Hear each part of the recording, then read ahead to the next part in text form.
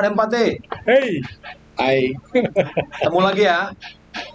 Hari ini kita kedatangan seseorang yang luar biasa, Luar biasa, top. top, Kawan lama nih, kawan sobat. lama. Dulu sama-sama kuliah di salah satu perguruan tinggi Lenteng Agung. Padepokan komunikasi Jakarta nomor 1 ya. Kita sebutin nggak kampusnya? Nggak salah udah. Nggak usah. Yang penting Padepokan komunikasi nomor 1 di Lenteng Agung. Oke. Cuma itu doang udah jaminan. Kami berharap apa nanti yang disampaikan tamu istimewa Yes. kita itu menjadi kisah yang membangkitkan semangat buat kalian semua. Oke. Oke, apa kabar Pak Lukas? Saya manggil Pak Lukas saja. Ya, Apa kabar Pak Lukas? baik Bang Coki. Bing, Yes. Sehat-sehat kita ya. lama tak jumpa. Udah berpuluh-puluh tahun kayaknya Bang ya. Bahkan berpuluh-puluh purnama. Iya, ya. Tapi Abang wajahnya masih sama, badannya masih sama. Kita hanya memantau dari sosmed. Iya Bang. Dan saya melihat Pak Lukas ini orang yang super sibuk. Ya, kalau nggak salah, selain satu disiplin ilmu dari kampus kita dulu, sekarang juga dapat gelar sarjana hukum. Iya Bang. Apalagi Pak, kalau boleh tahu? Ada saya S2 di Magister Manajemen dan Magister Hukum. Terakhir, Sekarang saya ngambil 2 kuliah sekarang Bang. Satu ngambil S3 di STTIK, satu lagi saya ngambil Magister Divinity di California. Dan itu juga sudah semester 4. dan kalau nggak salah, Iya. saya baca di media massa, sekarang terjun di politik. Iya Bang. Kalau nggak salah, Iya, di sebuah partai dan posisi yang strategis, Oh, sekjen. Iya, iya. Nah, saya mau nanya, Iya Bang. saya aja dulu ngambil satu disiplin ilmu saja, membaca buku segini aja kepala saya pecah. Iya, iya. Bagaimana seorang Pak Lukas bisa menyelesaikan semua itu? Kiatnya gimana? Mungkin Sobat Empati bisa Coba, ceritain. mendapatkan inspirasi, coba. Ya, baik. Dulu saya ngambil S1 di komunikasi, Disiplin komunikasi di ya. Lenteng Agung itu 3,5 tahun sebenarnya bisa. Tapi karena memang kuliah sambil kerja, sampai saya itu 6 tahun baru bisa. Sambil kerja, boleh nggak disebutin kerjanya? Dulu saya kerja di Lenteng Agung Depok itu kondektur saya. Nah. jadi Transportasi, ya. urusan transportasi. Departemen Perhubungan. Departemen Cabang Perhubungan. Depok. Jadi lewat kampus, bukan gagah-gagahan, tapi Ya. memang karena orang tua nggak bisa menyekolahkan. Bahkan setelah saya wisuda, baru orang tua saya tahu kuliah pada saat itu. Jadi Kaget. selama berapa tahun itu nggak tahu ya? Dia nggak tahu. Luar biasa. Ya, jadi setelah kuliah saya kirim ongkos, kaget dia bahwa Ongkos buat datang wisuda. Iya, Wis, untuk wisuda. oke. Nah, tadi pertanyaannya Bang Tobing, kok sekolah, kuliah, sekarang ini saya di pelayanan juga, di pekerjaan juga. Pengacara juga kalau. Ya, saya buka kantor lawyer juga. Dan saya di sebuah partai politik sebagai sekjen yang sudah pernah ada di gedung DPR RI partainya, Ya. tapi saya sih belum pernah ada di sana. Bagaimana untuk supaya saya bisa menyelesaikan ini dengan baik? Ini kan berpikir karena saya suka berpikir besar, Bang. Saya Berpikir besar itu artinya bukan jadi bikin pusing, nggak ya? bukan berpikir besar bagaimana saya bisa berfungsi buat orang lain, berfungsi buat sekitar saya, lingkungan saya, khususnya negara ini. Nah, selain berpikir besar, saya selalu memang memulai dari yang kecil. Nah, ini gue cocok nih. Nah, memulai dari yang kecil. Nah, memulai dari yang kecil. Kenapa saya ngambil di level nasional sekarang? Saya belajar organisasi setelah saya sedikit mapan lah. Karena kalau kita berorganisasi masih cari uang yang begitu bangun pagi, pulang petang, bahkan sampai malam, itu bisa membuat kita tidak berfungsi di organisasi itu. Nggak maksimal. Nggak maksimal, terus Dan bercabang, pikiran bercabang. saya punya prioritas sebenarnya bukan organisasinya, tetapi tetaplah keluarga, Bang. Oke. Nah, jadi saya selalu berpikir bahwa keluarga ini dulu, baru saya ikut organisasi tersebut. Mulai dari yang kecil, dari organisasi yang kecil, setelah saya mengerti, paham, belajar, dan saya kalau masuk ke dalam satu pekerjaan yang kecil itu saya harus kuasai, Bang. Harus. Waktu saya menjadi kondektur di Lenteng Agung, saya sebenarnya disebut bukan kondektur yang batangan. Ngerti nggak batangan ya, Bang ya? Yang bukan kaleng-kaleng itu artinya, bukan kondektur yang kaleng-kaleng. Jadi batangan itu adalah ini kamu punya mobil sehingga orang lain tidak bisa mengambil jatahnya kamu. Seperti itu sebenarnya susah untuk menjadi kondektur, Bang. Batangan istilahnya. Itu disebut batangan. Tetapi pada saat itu saya menunjukkan bahwa satu, saya jalan dengan supir yang ini, sekali jalan itu kan dapat 25.000. 25.000-nya saya berikan ke supir itu. Nah, kenapa supir itu mencari kami itu menjadi kondekturnya? Karena kalau kondektur yang lain jalan dapat 25.000, 20.000 yang sampai ke supir. Gitu. Artinya saya memulai yang kecil dengan segala yang baik, dengan maksimal, dengan kejujuran. Semua saya sebagai office boy juga pernah 1 tahun, Bang. Ya, office boy bagaimana menyiapkan kopi, teh manis 300 gelas itu ya, Bang ya. Itu gede banget kantornya gede perusahaan asing, dan vacuum cleaner itu untuk 300 orang, Bang. Itu juga saya maksimal mengerjakannya. Bangun jam 4:30, jam 4:30 udah sampai di kantor karena saya yang buka. Saya yang buka kantor. Itu gue yang buka. Iya, saya buka kantor. Saya yang bersihin vacuum cleaner, siapin minuman semua untuk staff, sampai dengan bersihin semua komputer, telepon dan lain. Pada saat itu saya tadi yang pertama dengan kejujuran. Itu saya kerjakan dengan hati mengerjakannya. Seperti itu. Sampai dengan pulang itu jam 5 sore. Jam 5 sore saya belum selesai kuliah, dan itu saya lari ke Lenteng Agung, Bang. Naik Metro Mini 75 naik Metro Mini 75 Blok M Pasar Minggu. Ya, dari situ saya naik Miniarta ke sana. Itu setelah saya menjadi kondektur. Seperti itu, maksimal. Sehingga situ tadi saya berpikir yang besar. Sehingga tidak ada waktu saya pada saat itu untuk pacaran, untuk nongkrong dan lain semuanya nggak ada. Jadi waktu seharian itu kalau nggak urusan kerja, cari uang sama kuliah lah ya pasti. Iya, seperti itu. Nah, yang pertama tadi berpikir besar. Oke. Saya yang menarik justru ini. Dari disiplin ilmu sarjana sosial, kemudian disiplin ilmu hukum, ada nggak orang yang tanda petik yang menyuruh itu, apa memang kesadaran sendiri haus ilmu dengan mengejar target-target di depan, atau bagaimana? Baik. Apa yang memberangkatkan seorang? Saya ke hukum. Ya. Oke. Saya pernah bekerja dengan seseorang. Kebetulan saya bekerja ini tangan kanan orang tersebut. Tangan kanan orang tersebut, dan semua saya diserahkan kepada saya untuk mengurus bisnisnya dia. Dan saya biasa memang apa adanya ya. Nggak mau berbicara ke dia. Sehingga satu kali bos saya ini dikerjai oleh orang. Dikadalin lah istilahnya. Dikadalin. Nah, sementara saya ini orang-orang kepercayaan. Akhirnya saya yang selalu ketemu dengan lawyer. Nah, saya ketemu dengan lawyer. Ya, saya tahu bahwa bagaimana kita bekerja. Saya bisa tahu bagaimana di kejaksaan, di kehakiman, di kepolisian, ketemu dengan lawyer, pergerakan semua, dan P1 apa semua saya tahu. Saya berpikir bahwa biar saya tidak salah langkah lagi ketika saya dipercaya oleh orang lain, maka saya harus banyak membaca. Tetapi bukan hanya cukup banyak membaca, saya harus belajar. Belajar itu yang tadi, bahwa saya berpikir besar untuk menjadi menjadi pengacara, dan saya memulai dari yang kecil. Saya ambil kuliah lagi, Bang.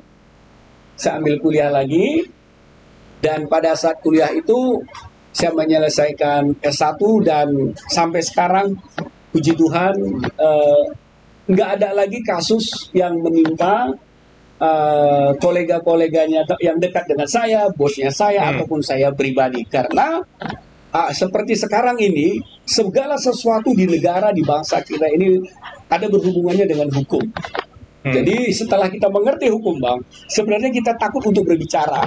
Sama seperti sekarang ini, kalau sharing seperti sekarang ini, takut salah ngomong, takut salah ngomong. Ditutup sama orang lagi. Ya, disu sama orang gitu. Jadi semakin kita mengerti hukum, semakin juga kita bisa semakin lebih baik. Oke. Seperti itu. Dan jadi berarti kesimpulannya ketika udah waktu tadi kan S1 komunikasi udah selesai ya. Ya. Terus ngambil yang hukum karena berdasarkan itu tadi ya, keputusan berpikir besar, pengen menguasai hukum, terus karena ada kasus di perusahaan, terus memang pengen, akhirnya timbul lah ya keinginan untuk menguasai bidang hukum seperti itu ya. Iya, Bang. Terus pindah lagi di disiplin yang lain, ada lagi berarti ceritanya? Ada. Oh, oke. Ada. Latar belakangnya apa?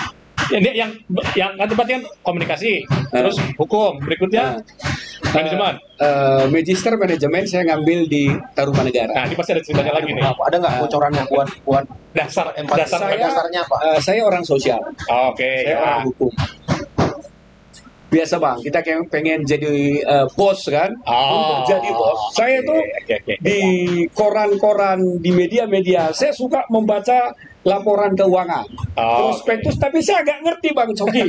Apa itu aktiva, apa itu pasiva, nggak ngerti saya. Udah, saya apa? IPA. Apa? Saya memang IPA, saya IPA, A2 saya. Oleh berbuku akuntansi. Nggak ngerti saya.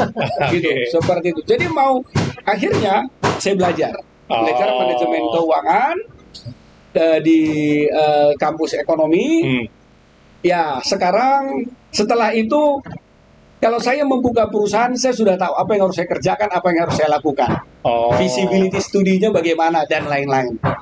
Secara hukumnya bagaimana, legalnya, terus komunikasinya bagaimana. Seperti itu, Bang.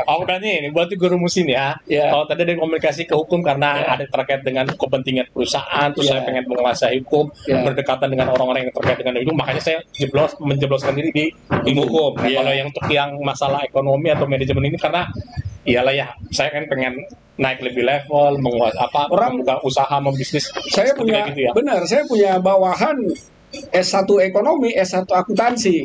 Dia kasih laporan, saya nggak ngerti kan. Benar. Gitu. Jadi belajar. Karena kita udah. Saya justru yang menarik itu tadi. Itu belum Pak Lukas jawab. Nggak pusing mempelajari semua itu. Ya, karena dimulai dari saya pengen punya pemikiran yang besar kali ya, mendrive kita jadi begitu ya. Itu benar yang Bang Tobing sampaikan, yang Bang Coki juga sampaikan benar. Sama benar pusing juga gitu. Pusing. Jadi tadi udah sempat saya jelaskan bagaimana saya mengejar ilmu itu dari naik angkot, dari naik metro mini. Ya, basicnya di situ ya. Terus semangatnya itu udah dari situ ya. Betul. Terus yang apalagi kuliah kan harus buat tugas, buat paper, terus ngetik, dan lain-lain. Semuanya gitu. Sampai pada saat saya S1 di kampusnya di Lenteng Agung, besok dibilang sidang, baru hari ini saya tahu saya sidang, Pak. Karena saya gini, ceritanya itu jangan-jangan tahu sidangnya karena dikasih tahu sama teman lagi. Betul. dulu zaman itu setahu saya belum ada, masih jarang orang punya kayak sekarang handphone. Datang ke kantor saya, Bang, masih saya ingat orangnya. Besok sidang, hari ini datang ke kantor saya. Ceritanya Bang, begitu selesai coba empati, kalau ini jangan ditiru ya. Begitu selesai saya ujian dan semua mata kuliah, saya asik kerja cari uang. Di wall madinya sudah tertulis di sana tanggal berapa sidang, nama siapa. Sebenarnya udah ada informasinya. Saya nggak pernah ke kampus. Orang itu datang, di situ saya baru dapat lagi. Besoknya saya dibantai sama dosen. Nilainya cuma C, Pak. Iya. Objektifnya pun saya lupa, subjektifnya pun saya lupa. Yang penting lulus. Apa? Yang penting lulus. Memang dulu tujuannya saya, karena saya memang kuliah sambil kerja. Biasa Bang, kita orang Batak yang penting pakai toga gitu. Tapi kalau maksudnya mendadak itu baru tahu besok sidang, kita tanpa persiapan, berarti memang teruji lah. Ini yang nyusun skripsi memang gue kan gitu ya. Anakku pasti memahami, kayak. Memahami. Walaupun nggak siap-siap, tetap aja gue bisa. Bing, apapun itu, cerita yang berdarah-darah tadi, ya kan? Benar kata orang bahwa proses tak akan pernah hasil tidak pernah mengikuti proses, ya kan? Iya. Atas dasar apa yang sudah Pak Lukas dapat dengan kisah-kisah tadi, apa yang pengen disampaikan ke sobat empati, supaya mereka terus semangat. Baik, sobat empati untuk hidup. Selain berpikir yang besar, tadi saya sampaikan buat kita semua, kita harus mempunyai jadi orang hebat lah, gitu. Berpikir yang besar untuk bangsa, untuk negara, untuk Tuhan, untuk keluarga tentunya, untuk suami, untuk istri, untuk anak. Mulai dari yang kecil, yang terakhir saya mau sampaikan, lakukan sekarang. Apapun itu, lakukan sekarang. Jadi jangan ditunggu, jangan dipending. Kalau Anda tunggu, Anda pending, ide Anda akan diambil oleh orang. Seperti itu. Artinya begitu ada ide langsung eksekusi. Ya, saya punya contoh. Saya bukan seorang farmasi. Oh, ada lagi nih? Ya. Oke. Tunggu. Ini tapi nggak kuliah di bidang farmasi kan? Enggak.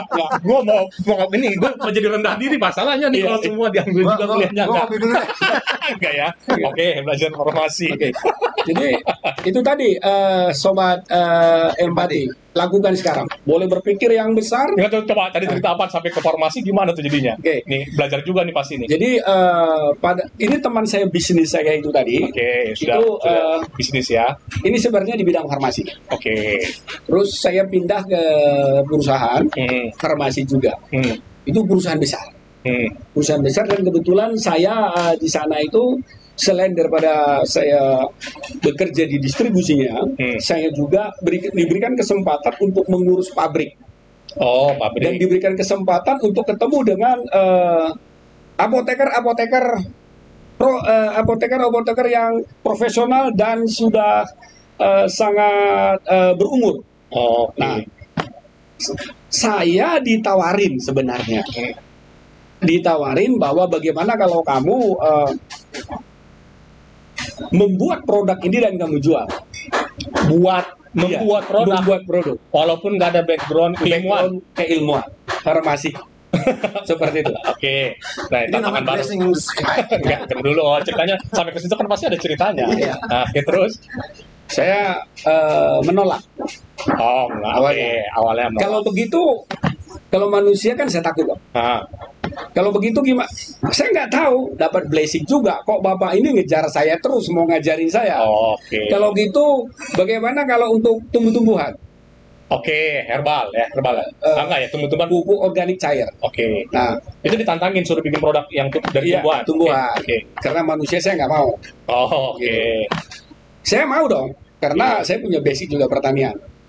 Itu di mana? Lu ada kuliah lagi gitu? Enggak, dengan dia aja. Kuliah enggak. Tapi basic pertanian itu di kampus saya. Basic pertanian.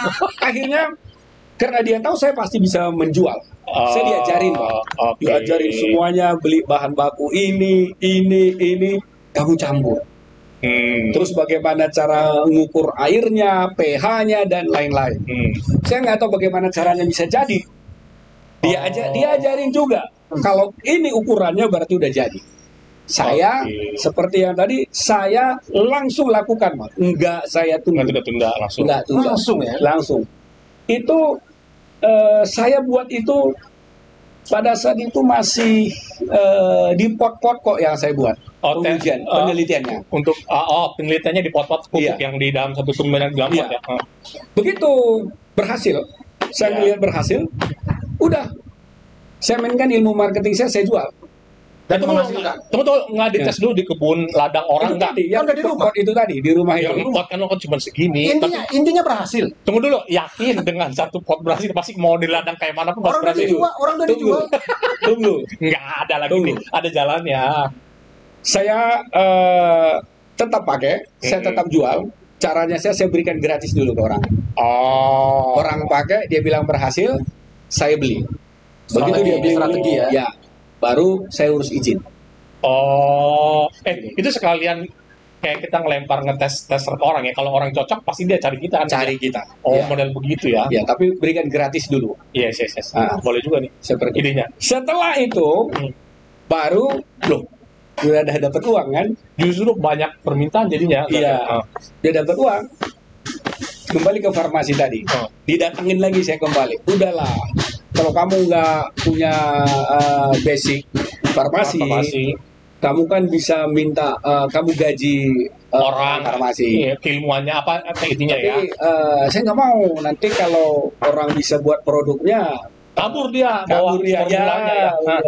Akhirnya kalau gitu herbal aja deh dari buah dan sayur katanya. Buah dan sayur bisa nggak saya?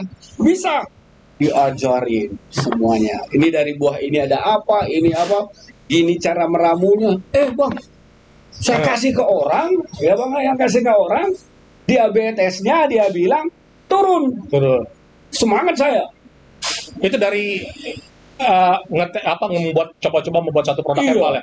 Dikonsumsi sama orang itu yang penyakit diabetes, benar. Diabetesnya turun. Terus ada lagi saya kirim ke orang yang kena asam urat. Asam urat, oke. Saya cuma beritahu ini ada kimia nggak? Enggak ada kimia. Ini semua buah dan sayur. Sembuh juga, Bang. Itu satu orang, dua orang yang sembuh ya? Dari 50 yang saya kirim, gratis juga tadi model awal. 60% itu menyatakan yang positif. Oke. Itu sampai sekarang. Enggak dari awal-awalnya tadi. Ini penelitian awal. Penelitian awal. Kalau nggak salah sekarang juga Pak Lukas ini bergerak, boleh dikatakan juga bisnismen. Iya, Bang. Jadi pengusaha. Iya, gara-gara tadi ya itu cerita itu yang awalnya itu tadi ya. Iya. Kalau boleh memilih sekarang, orang mau kenal Lukas Kacaribu itu apakah seorang pengacara, seorang pendeta atau apa, atau pengusaha? Kalau boleh memilih satu, Pak Lukas memilih yang mana? Saya buat jadi 4, Bang. P4. Apa itu? Pedoman penghayatan pengamalan Pancasila. Jadul banget itu, jadul banget. P1 dulu deh, P1 dulu. Pengusaha. Oke, tertrack. Dan itu udah ya. Iya. Amin. Oke, 2. Pengacara. Oke. Pendeta. Satu lagi penginjil. Luar biasa. Tunggu dong, tadi kan kita udah dengar cerita dari komunikasi, hukum, terus manajemen. Ya. Tunggu Bing, gue mau nanya satu lagi. Gimana bagi waktunya dengan keluarga? Ya, ini. Oke, bolehlah. Baik, ini banyak sekali pertanyaan membagi waktu dengan keluarga. Seperti sekarang saya baru karena ada ketemu dengan tim Empati Plus. Saya sebenarnya masih di Medan sampai lusa, tapi ini kemarin baru saya mendarat dari Medan, ketemu dengan tim Empati Plus. Saya dengan keluarga itu Senin sampai Jumat, saya sudah bilang, saya ini sebagai suami, sebagai imam, saya harus mencari uang untuk keluarga saya. Anak saya harus saya sekolahkan di tempat yang terbaik. Bagaimana saya harus bekerja seperti itu. Begitu juga istri saya. Terus Jumat, Sabtu, Minggu, Jumat malam atau Jumat sore, saya udah pasti ketemu sama mereka, Bang. Pasti. Ya, Jumat, Sabtu, Minggu. Kalau saya tidak bisa ke sana, saya undang mereka. Seperti hari ini, nanti sore mereka udah tiba di Jakarta. Seperti itu, Bang. Jadi kalau nggak seminggu, 2 minggu. Tetap itu memang sangat sulit untuk membagi waktu. Kadang-kadang saya ingin ketemu seminggu sekali, akhirnya bisa jadi 2 minggu sekali. Gitu. Tetapi itu tadi, berpikir yang besar yang tadi. Dan saya sudah tahu kapan saya pensiun. Seperti itu. Itu juga udah di-planning kan ya? Sudah, kapan saya pensiun. Dan mengisi pensiun dengan pemikiran-pemikiran yang besar juga pasti. Benar, seperti itu. Ya, ngomong-ngomong, jadi terhormat juga nih gara-gara ketemu Empati Plus, keluarga dibawa yang ke sini nih. Ini jauh loh. Senior saya semua. Saya harus hormat. Oleh sebuah Empati ini Pak Lukas ini dibawa yang keluarganya gara-gara ketemu Empati. Untuk berbagi cerita inspiratif buat kalian, jauh-jauh datang dari Medan. Dari Medan. Stay di saya di Cibubur, Bang. Cibubur, tapi tinggal di Bandung. Iya.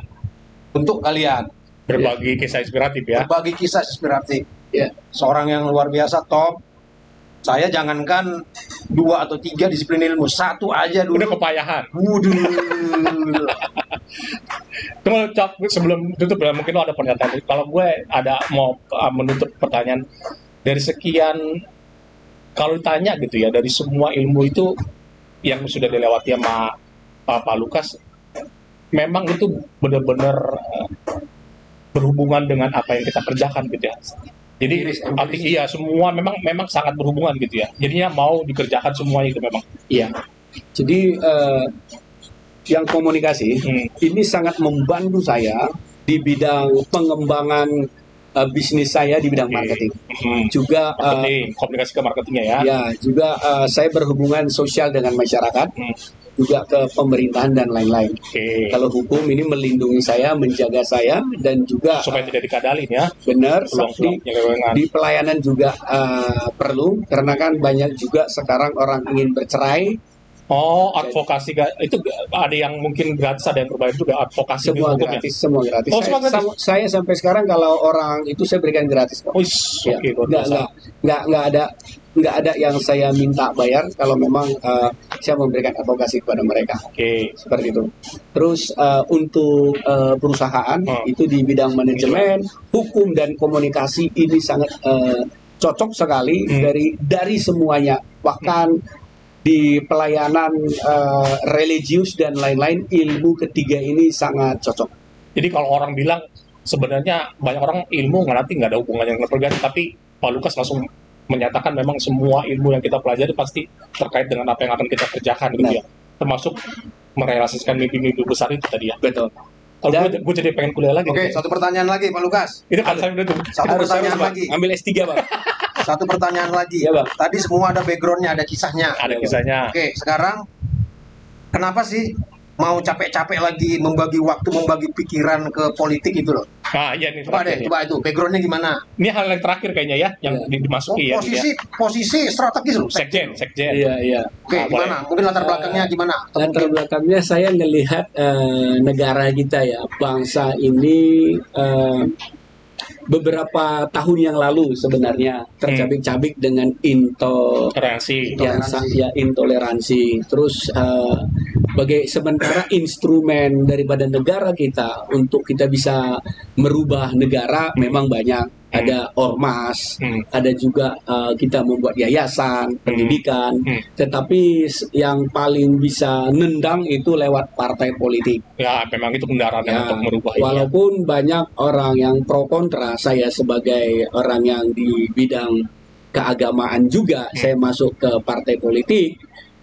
Saya jelaskan bahwa salah satu instrumen yang paling bagus untuk mengubah negara ini ya, selain daripada masuk ke pejabat negara, juga masuk di partai politik. Jadi saya untuk masuk ini juga, Bang Coki, Bang Tobing, saya belajar secara dengan senior-senior yang mengerti tentang politik dan mengerti juga bagaimana kalau dibully orang yang kan ada juga politik dengan pengusaha itu. Ya. Kok bisa dipandang orang nggak baik? Ya. Politik dengan bidang keagamaan dipandang orang juga nggak baik. Ya. Jadi bagaimana saya bisa menyikapi ini semua sehingga saya bisa terima itu menjadi sekjen di sebuah partai politik setelah saya diberikan banyak sekali masukan dari senior baik di religius maupun di yang sekuler. Seperti itu Bang.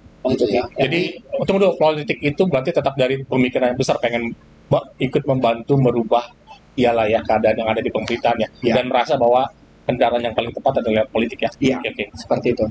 Oke, Sobat Empati, nggak terasa udah 3 purnama, 4 purnama kita bicara. 5 peminuman teh, 2 kali ganti kuda, panjang amat. Saya yakin dengan cerita tamu istimewa ini, kalian banyak mendapatkan kisah-kisah inspiratif. Jadi tidak ada yang tidak mungkin. Itu yang pertama. Yang kedua, hasil tidak mengkhianati usaha. Artinya jalanin proses. Yes. Pak Lukas seperti sekarang ini, awalnya seperti kalian dengar tadi, itu penuh dengan berdarah-darah. Bahkan besok sidang baru tahu hari ini nggak siapin jadi. Oke, Pak Lukas, 30 detik untuk kata-kata penyemangat buat Sobat Empati. 30 detik. Baik, Sobat Empati, jangan berpikir bahwa Anda itu sudah umur 40, 50, 60 tidak bisa lagi kuliah, tidak bisa lagi berpendidikan. Yes. Kita tahu orang sukses bisa juga di umur 50, umur 60. Dan satu hal yang saya mau sampaikan adalah untuk segala sesuatu yang tadi saya sampaikan, fokus dengan tujuan dan bermandiri dengan apa yang Anda ingin kerjakan, serta tak kenal menyerah. Yes. Seperti itu. Terima kasih. Oke. Sekarang kita sampaikan ke Sobat Empati kata semangat 3 kali. Semangat, semangat, semangat. Sampai ketemu ya di channel kita berikutnya dalam konten-konten yang inspiratif dan dimotivasi. Bye, salam sehat selalu ya. Thank you. Thank you Bang Coki, thank you Gustin. Yes.